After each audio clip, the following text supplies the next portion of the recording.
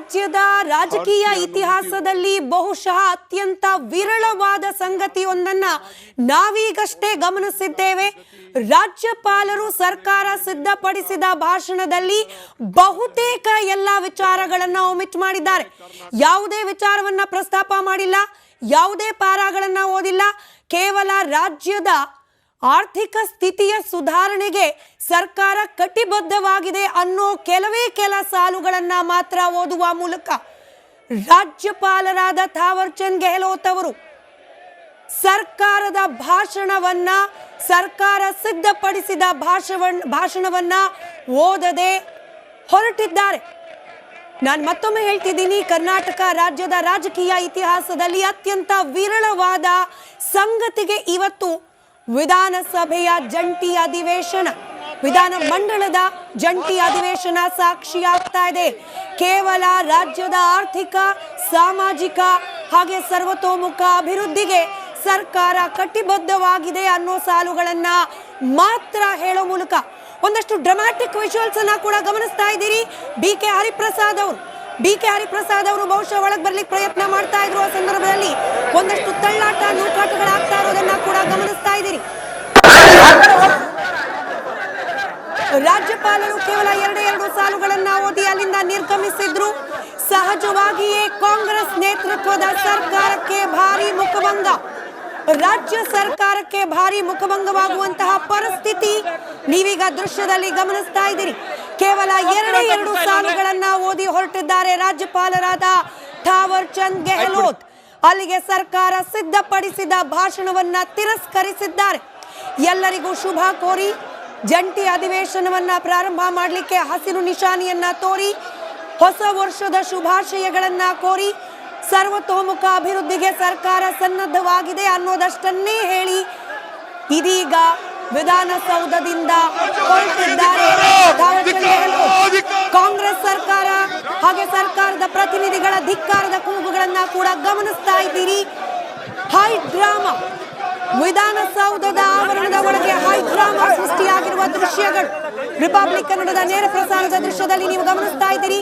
ಥಾವರ್ ಚಂದ್ ಗೆಹ್ಲೋಟ್ ಅವರು ಹೊರಟಿದ್ದಾರೆ. ಪದ್ಧತಿ, ವಾಡಿಕೆ, ಕಂಪಲ್ಷನ್.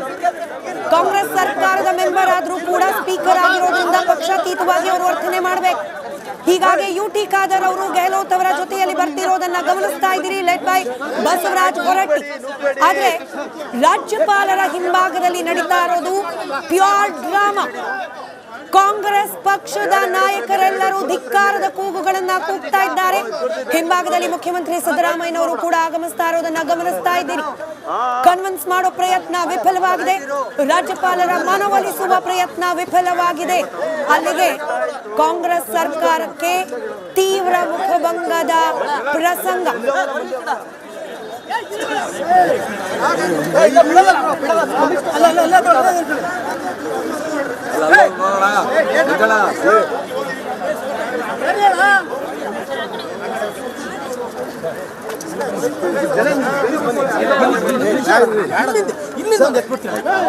ಸರ್ ಮುಂದೆ ಹೋಗಲ್ಲ, ಜೂಮ್ ಮಾಡಿ ಮುಂದೆ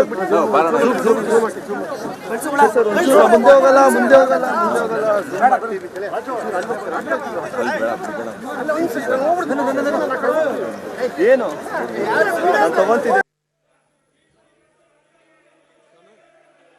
ರಾಜ್ಯದ ರಾಜಕೀಯ ಇತಿಹಾಸದಲ್ಲಿ ಬಹುಶಃ ಅತ್ಯಂತ ವಿರಳವಾದ ಸಂಗತಿಯೊಂದನ್ನ ನಾವೀಗಷ್ಟೇ ಗಮನಿಸಿದ್ದೇವೆ. ರಾಜ್ಯಪಾಲರು ಸರ್ಕಾರ ಸಿದ್ಧಪಡಿಸಿದ ಭಾಷಣದಲ್ಲಿ ಬಹುತೇಕ ಎಲ್ಲ ವಿಚಾರಗಳನ್ನ ಒಮಿಟ್ ಮಾಡಿದ್ದಾರೆ. ಯಾವುದೇ ವಿಚಾರವನ್ನ ಪ್ರಸ್ತಾಪ ಮಾಡಿಲ್ಲ, ಯಾವುದೇ ಪಾರಾಗಳನ್ನ ಓದಿಲ್ಲ. ಕೇವಲ ರಾಜ್ಯದ ಆರ್ಥಿಕ ಸ್ಥಿತಿಯ ಸುಧಾರಣೆಗೆ ಸರ್ಕಾರ ಕಟಿಬದ್ಧವಾಗಿದೆ ಅನ್ನೋ ಕೆಲ ಸಾಲುಗಳನ್ನ ಮಾತ್ರ ಓದುವ ಮೂಲಕ ರಾಜ್ಯಪಾಲರಾದ ಥಾವರ್ ಚಂದ್ ಗೆಹ್ಲೋಟ್ ಅವರು ಸರ್ಕಾರದ ಭಾಷಣವನ್ನ, ಸರ್ಕಾರ ಸಿದ್ಧಪಡಿಸಿದ ಭಾಷಣವನ್ನ ಓದದೆ ಹೊರಟಿದ್ದಾರೆ. ನಾನು ಮತ್ತೊಮ್ಮೆ ಹೇಳ್ತಿದ್ದೀನಿ, ಕರ್ನಾಟಕ ರಾಜ್ಯದ ರಾಜಕೀಯ ಇತಿಹಾಸದಲ್ಲಿ ಅತ್ಯಂತ ವಿರಳವಾದ ಸಂಗತಿಗೆ ಇವತ್ತು ವಿಧಾನಸಭೆಯ ಜಂಟಿ ಅಧಿವೇಶನ, ವಿಧಾನ ಮಂಡಲದ ಜಂಟಿ ಅಧಿವೇಶನ ಸಾಕ್ಷಿಯಾಗ್ತಾ ಇದೆ. ಕೇವಲ ರಾಜ್ಯದ ಆರ್ಥಿಕ, ಸಾಮಾಜಿಕ ಹಾಗೆ ಸರ್ವತೋಮುಖ ಅಭಿವೃದ್ಧಿಗೆ ಸರ್ಕಾರ ಕಟಿಬದ್ಧವಾಗಿದೆ ಅನ್ನೋ ಸಾಲುಗಳನ್ನ ಮಾತ್ರ ಹೇಳೋ ಮೂಲಕ ಒಂದಷ್ಟು ಡ್ರಾಮ್ಯಾಟಿಕ್ ವಿಜುವಲ್ಸ್ ಅನ್ನ ಕೂಡ ಗಮನಿಸ್ತಾ ಇದ್ದೀರಿ. ಬಿ ಕೆ ಹರಿಪ್ರಸಾದ್ ಅವರು ಬಹುಶಃ ಒಳಗೆ ಬರ್ಲಿಕ್ಕೆ ಪ್ರಯತ್ನ ಮಾಡ್ತಾ ಇದ್ರು. ಆ ಸಂದರ್ಭದಲ್ಲಿ ಒಂದಷ್ಟು ತಳ್ಳಾಟ ನೂಕಾಟಗಳಾಗ್ತಾ ಇರೋದನ್ನ ಕೂಡ ಗಮನಿಸ್ತಾ ಇದ್ದೀರಿ. ರಾಜ್ಯಪಾಲರು ಕೇವಲ ಎರಡು ಸಾಲುಗಳನ್ನ ಓದಿ ಅಲ್ಲಿಂದ ನಿರ್ಗಮಿಸಿದ್ರು. ಸಹಜವಾಗಿಯೇ ಕಾಂಗ್ರೆಸ್ ನೇತೃತ್ವದ ಸರ್ಕಾರಕ್ಕೆ ಭಾರಿ ಮುಖಭಂಗ, ರಾಜ್ಯ ಸರ್ಕಾರಕ್ಕೆ ಭಾರಿ ಮುಖಭಂಗವಾಗುವಂತಹ ಪರಿಸ್ಥಿತಿ ನೀವೀಗ ದೃಶ್ಯದಲ್ಲಿ ಗಮನಿಸ್ತಾ ಇದ್ದೀರಿ. ಕೇವಲ ಎರಡು ಸಾಲುಗಳನ್ನ ಓದಿ ಹೊರಟಿದ್ದಾರೆ ರಾಜ್ಯಪಾಲರಾದ ಥಾವರ್ ಚಂದ್ ಗೆಹ್ಲೋಟ್. ಅಲ್ಲಿಗೆ ಸರ್ಕಾರ ಸಿದ್ಧಪಡಿಸಿದ ಭಾಷಣವನ್ನ ತಿರಸ್ಕರಿಸಿದ್ದಾರೆ. ಎಲ್ಲರಿಗೂ ಶುಭ ಕೋರಿ ಜಂಟಿ ಅಧಿವೇಶನವನ್ನ ಪ್ರಾರಂಭ ಮಾಡಲಿಕ್ಕೆ ಹಸಿರು ನಿಶಾನೆಯನ್ನ ತೋರಿ ಹೊಸ ವರ್ಷದ ಶುಭಾಶಯಗಳನ್ನ ಕೋರಿ ಸರ್ವತೋಮುಖ ಅಭಿವೃದ್ಧಿಗೆ ಸರ್ಕಾರ ಸನ್ನದ್ಧವಾಗಿದೆ ಅನ್ನೋದಷ್ಟನ್ನೇ ಹೇಳಿ ಇದೀಗ ವಿಧಾನಸೌಧದಿಂದ ಹೊರಟಿದ್ದಾರೆ ಕಾಂಗ್ರೆಸ್ ಸರ್ಕಾರ. ಹಾಗೆ ಸರ್ಕಾರದ ಪ್ರತಿನಿಧಿಗಳ ಧಿಕ್ಕಾರದ ಕೂಗುಗಳನ್ನ ಕೂಡ ಗಮನಿಸ್ತಾ ಇದ್ದೀರಿ. ಹೈ ಡ್ರಾಮಾ, ವಿಧಾನಸೌಧದ ಆವರಣದ ಒಳಗೆ ಹೈ ಡ್ರಾಮಾ ಸೃಷ್ಟಿಯಾಗಿರುವ ದೃಶ್ಯಗಳು ರಿಪಬ್ಲಿಕ್ ಕನ್ನಡದ ನೇರ ಪ್ರಸಾರದ ದೃಶ್ಯದಲ್ಲಿ ನೀವು ಗಮನಿಸ್ತಾ ಇದ್ದೀರಿ. ಥಾವರ್ ಚಂದ್ ಗೆಹ್ಲೋಟ್ ಅವರು ಹೊರಟಿದ್ದಾರೆ. ಪದ್ಧತಿ, ವಾಡಿಕೆ, ಕಂಪಲ್ಷನ್.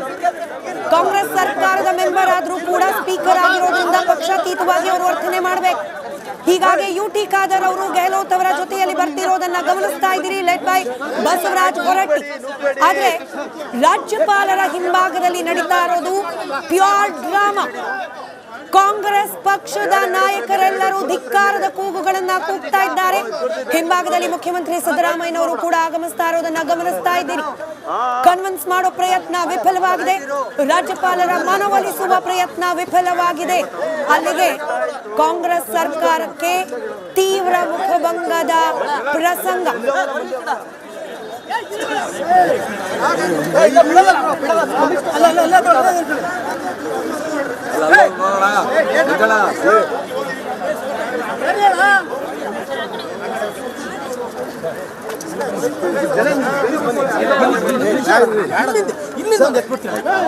ಸರ್ ಮುಂದೆ ಹೋಗಲ್ಲ, ಜೂಮ್ ಮಾಡಿ ಮುಂದೆ ಮುಂದೆ ಹೋಗಲ್ಲ.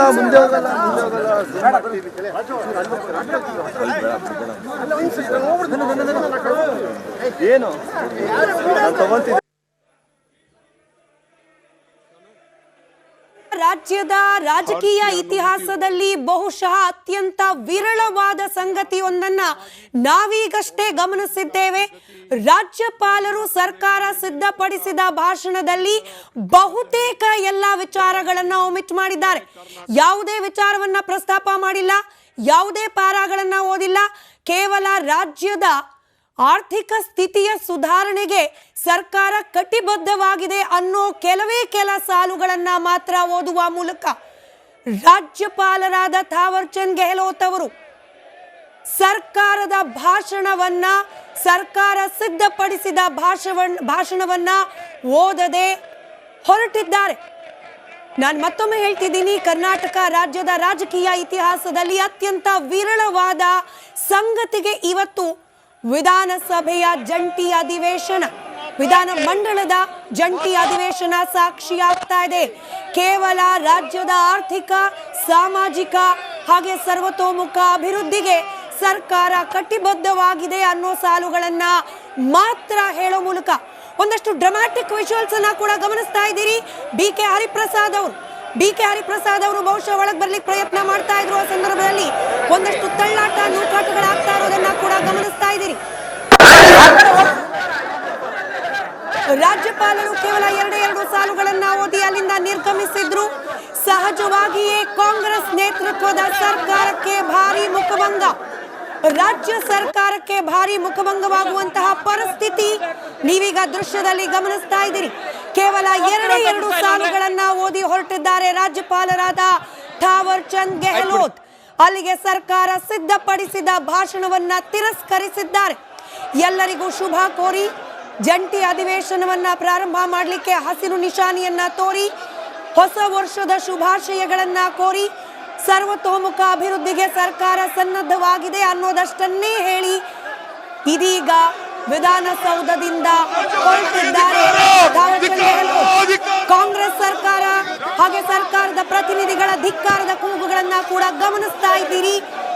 ಹೈ ಡ್ರಾಮಾ, ವಿಧಾನಸೌಧದ ಆವರಣದ ಒಳಗೆ ಹೈ ಡ್ರಾಮಾ ಸೃಷ್ಟಿಯಾಗಿರುವ ದೃಶ್ಯಗಳು ರಿಪಬ್ಲಿಕ್ ಕನ್ನಡದ ನೇರ ಪ್ರಸಾರದ ದೃಶ್ಯದಲ್ಲಿ ನೀವು ಗಮನಿಸ್ತಾ ಇದ್ದೀರಿ.